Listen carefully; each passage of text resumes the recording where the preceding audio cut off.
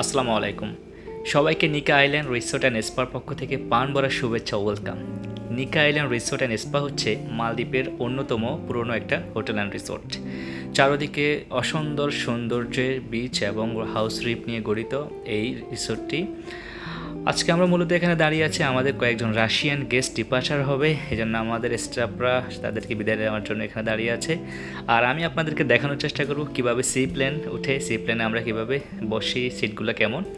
So C plane নেমে গেছে already, guest তাড়াতাড়ি করে যাচ্ছে সি প্লেন ওঠার জন্য, বিদায় নিয়ে নিচ্ছে আমাদের কাছ থেকে। আমিও সাথে যাচ্ছি শহরে তাদের সাথে। তো সি প্লেনের সিটগুলো অবশ্যই দেখতে পাচ্ছেন অনেক ছোট। এটা হচ্ছে সি প্লেনের ফ্লোটিং, যেটার পাশে সি প্লেনটা ল্যান্ড করে। তো অনেক ছোট সিট হওয়ার কারণে আসা যাওয়া কিন্তু একটু অসুবিধা হয়ে যায়। এদিকে আমাদের টিম কিন্তু রেডি হয়ে যাচ্ছে আমাদেরকে গুড বাই জানানোর জন্য, মূলত গেস্টকে গুড বাই জানানোর জন্য। তারা কোনো একটা ব্যানার নিয়ে দাঁড়িয়ে আছে, উইল মিস ইউ, চমৎকার একটা গ্রিটিং শেষবেলায় গেস্টের জন্য। গেস্ট অনেকটা ইমপ্রেসড হবে। তো আমরা কিন্তু কথা বলতে বলতে সি প্লেনটা কিন্তু আকাশে উঠে গেল।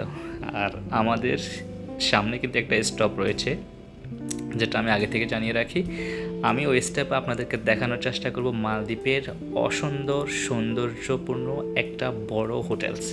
আপনারা অলরেডি দেখতে পাচ্ছেন, এটা হচ্ছে মালদ্বীপের সবচেয়ে দীর্ঘতম এবং সবচেয়েতে বড় হোটেল অ্যান্ড রিসোর্ট, যেটাতে অনেকগুলো রুম রয়েছে, অনেকগুলো রেস্টুরেন্ট রয়েছে। যারা মালদ্বীপের রিসোর্টে এসেছেন, এটার নাম হচ্ছে কুরামাতি।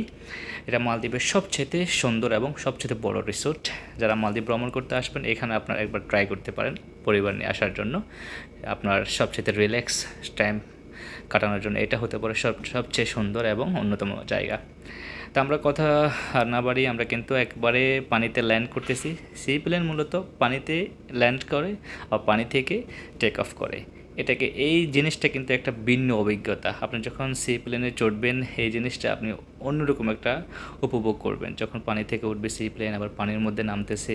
মূলত প্লেন কিন্তু এয়ারপোর্টে কিন্তু প্লেনের কিন্তু রানওয়েতে নামে, কিন্তু এখানে রানওয়ে হচ্ছে পানি। এটা বলে বোঝানো যাবে না। তো সি প্লেনটা নেমে